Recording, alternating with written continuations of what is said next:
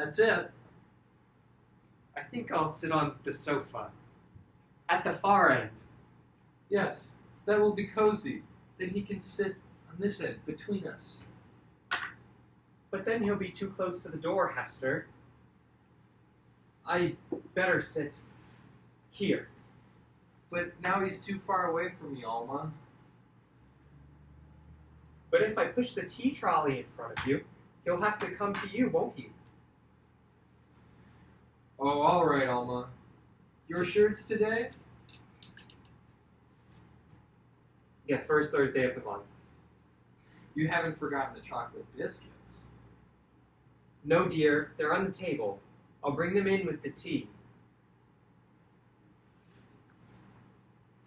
And cocoa? I remembered. You didn't remember for Charlie's visit. Charlie drinks tea, Hester. I didn't make cocoa for him because he drinks tea. Oh, he didn't say that last time, right? It was a busy day. Rushing in and out like that, I was going to tell him about Father and the Bainbridge. He didn't stay. What about the Bainbridge? Her maiden voyage, out of Liverpool. When Father was gone 3 months and we thought he'd gone down with her? That wasn't the Bainbridge.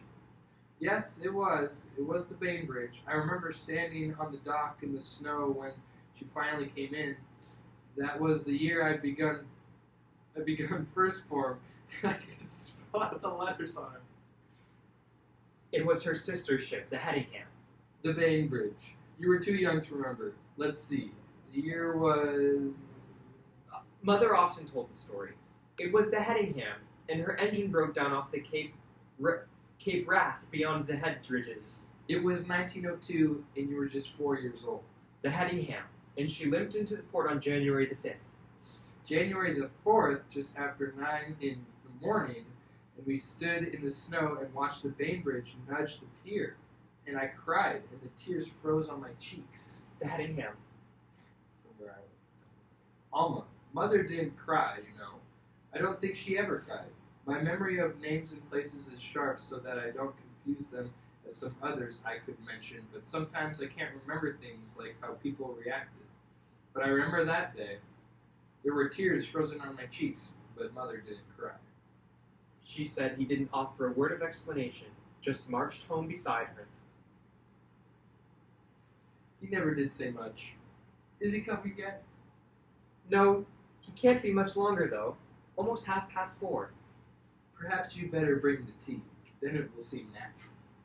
Yes, dear. I know.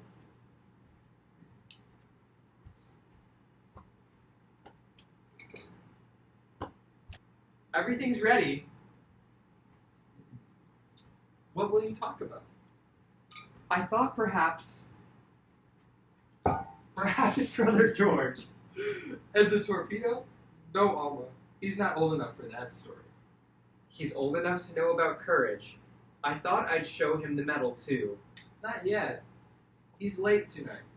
You sure it's today? He'll come. It's Thursday. It's the first Thursday. You have his money?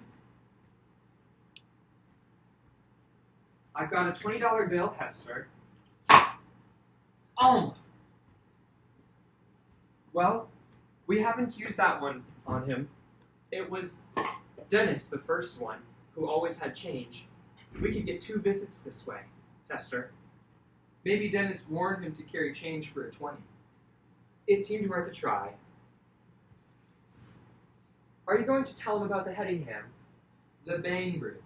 Maybe. Or maybe I'll tell him about the day the Great War ended. Remember, Alma, all the noise, the paper streamers? And Father sitting silent in the chair. It wasn't the same for him with George gone. Is he coming yet? No, dear. Maybe he stopped to talk somewhere.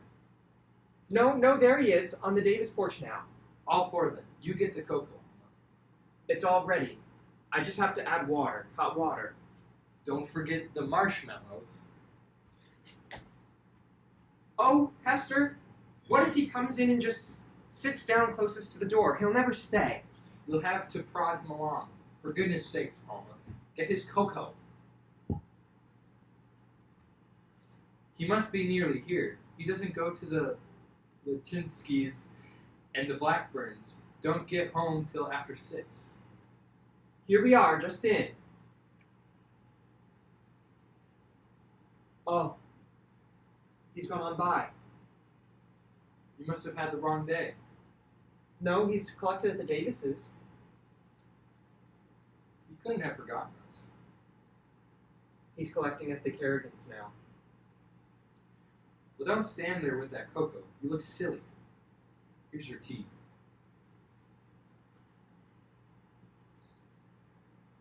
I think I'll save that story for the meter man.